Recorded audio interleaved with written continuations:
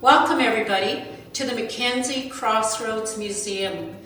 We are here today to take you through a virtual or a visual display of the Chuckegg. We wanted to have a big gathering to commemorate the anniversary of Chuckegg, but as you know, all things COVID, we could not do that. So we came up with this next best solution. I want to thank Kayla Wardley, all the museum team, and the Town of High Level team that put this beautiful display together.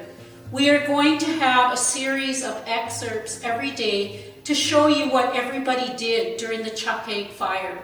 So please stay tuned and watch.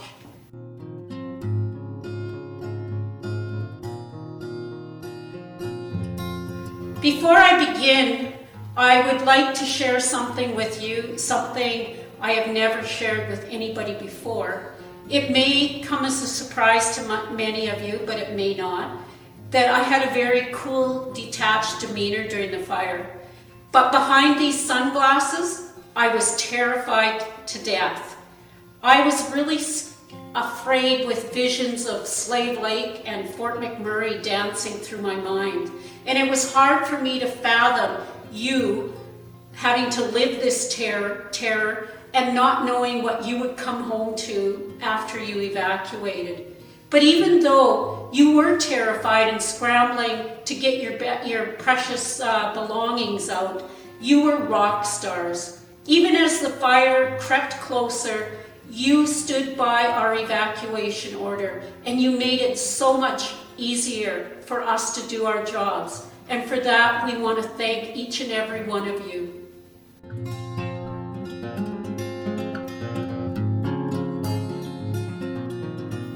Wildfires in the boreal forest, this densely forested region, are as common as snow in the winter. So on May 12th, as I was coming home from a trade show in Yellowknife, my phone started to ping. And it said there was a wildfire 35 kilometers south of High Level along Highway 35. It didn't really concern me because, like I said, fires are very common in our region. But over the next 7 days, as we watched those ominous black clouds and then the eerie orange clouds in the night, it started to concern us, and we started making decisions. The flames were being fanned by unprecedented winds in our region, and they were starting to move closer. Our saving factor for that 7 days was the information that we were receiving from all the professionals saying that the winds, which are not normally our prevailing winds, were blowing the fire eastward, so we were in sort of a protected state.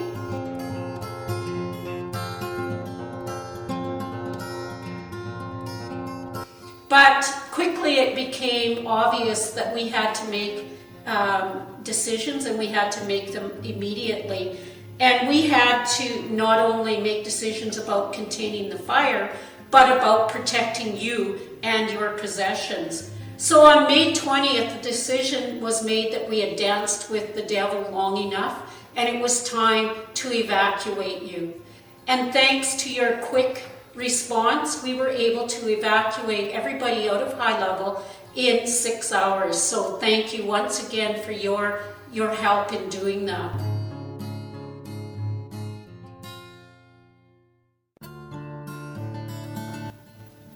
Many of you traveled to Fort Vermilion, Lacrete, Slave Lake, High Prairie, Grand Prairie, Grimshaw, and Peace River, and some of you even went to the territories. These people that took you in and made sure that you were comforted put in countless hours for volunteerism. They made sure you had homes, they made sure you had food, and they made sure that they even entertained you. And many of the communities provided you with passes to their facilities. We are forever grateful that we live in a world where there is so many compassionate people.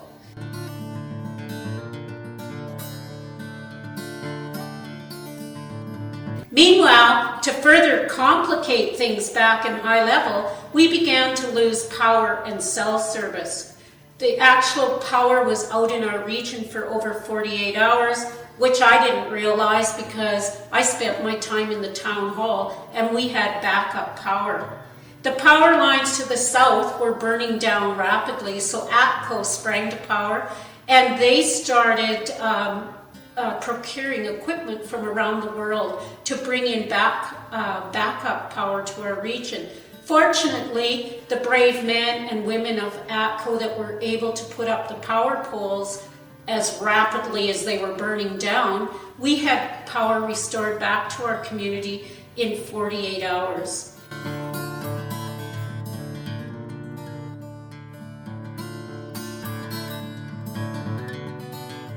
Also, we were informed that we had critical infrastructure within 30 kilometers of our community. Infrastructure we knew nothing about. Infrastructure that actually supplied all the internet and cell service in the north as well as into the territories. So once that critical infrastructure was identified by TELUS, the wildland fighters made sure that that hub was made ground zero, and they were fortunate in saving that area for us. So to them we are very thankful.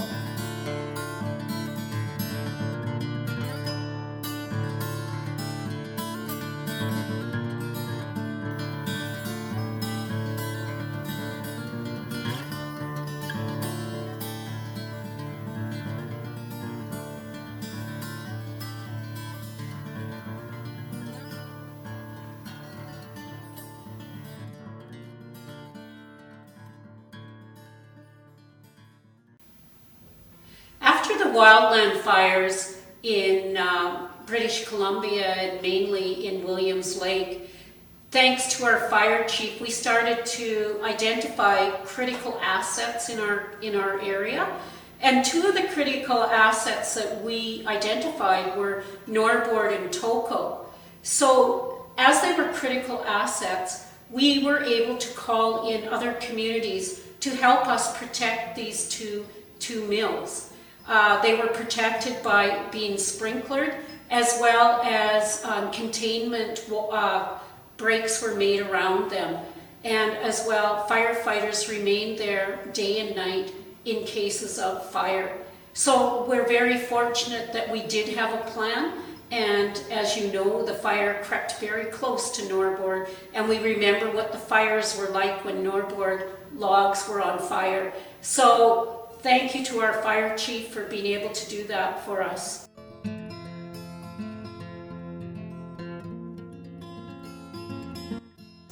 The evacuation of the Northwest Health Center went very smoothly, and patients were evacuated to Fort Vermilion within 2 hours. 16 of the staff from the health region remained behind to help out with first responders in the case of emergencies. Fortunately, we did not have to use them, but 16 people, including doctors, nurses, maintenance staff, house cleaning, and the head of clinical services remained in the hospital all throughout the 2 weeks of evacuation. So thank you to Angie Mann and her team over there. You were a great help.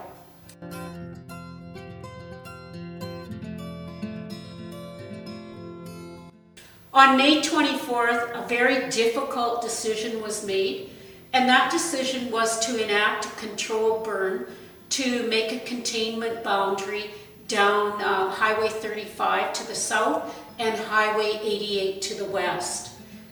At this time, controlled burns were out of my realm of thinking, but after the explaining of our professionals and that the time was right to do it, our DEM and council made the decision to go forward with that. Even though we called it a control burn, it took firefighters 16 hours to bring this under control. We are very thankful that we made that decision, and that decision would not have been possible without the advice of professionals who made sure that the conditions were right and that they had taken all the fuel so that the fire did not circle around and back into high level.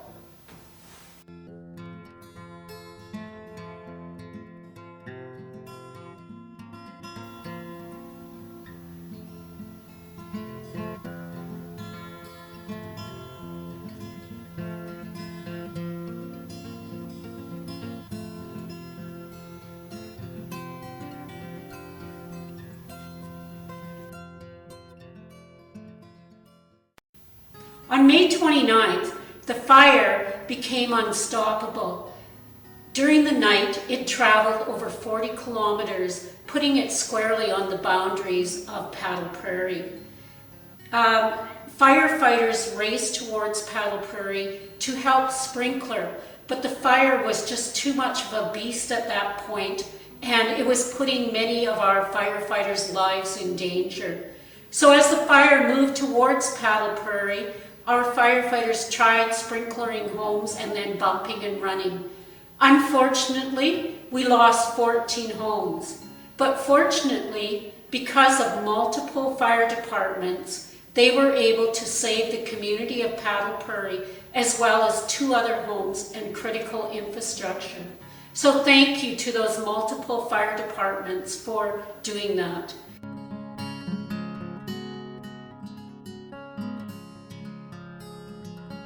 The fire was moving at such a force. The next day when I went up in the helicopter with one of the pilots, he explained how the fire had created its own energy, and it was throwing trees, and they finally had to quit flying because it was too dangerous.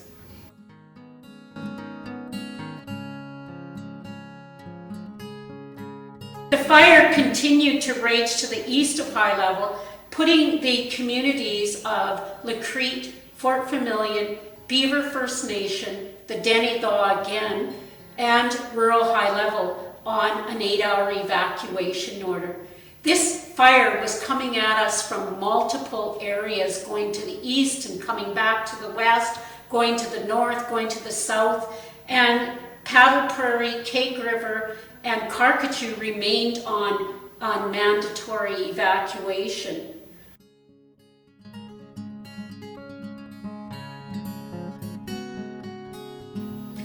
On June 3rd, it was a very happy day because you, the residents of High Level, began to come home. It was a very emotional day for both the residents and for us because we were so excited to see you and make our community a community again. And for you, because this was your first chance to see that we actually did protect your homes and everything within them. We had a huge barbecue supplied by ATCO, which was fantastic, as well as TELUS was there to give away multiple electronics and welcome you back into the community.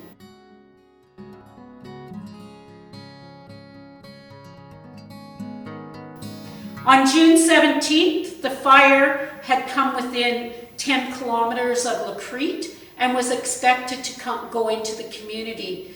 At the same time the fire was coming into Devil's Lake, it was coming back on High Level, and we had a lot of tough decisions to make again. We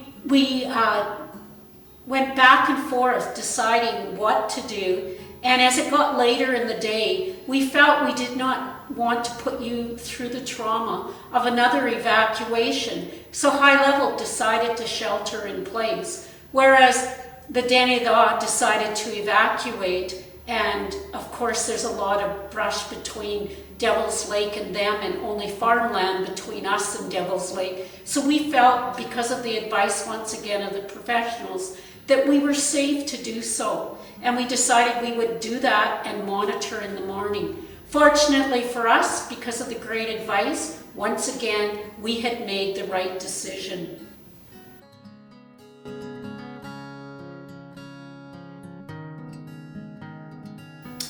I want to remind you that all this time, all this was going on, we had over 855 firefighters in our region, along with over 150 pieces of equipment and 52 helicopters, all working together to make sure that you were safe and your communities were safe. And we were beyond fortunate because all of you came home safely.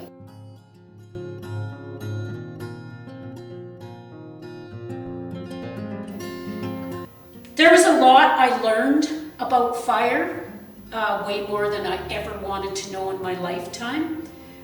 It was my position then, and it is still my position today, that it is not only our jobs as politicians to listen to you and your concerns, but it is really to listen to the professionals as well. I know nothing about fire, but I had the help of very qualified professionals, and those professionals provide a balance between what we want. I wanted you home and you wanted to come home.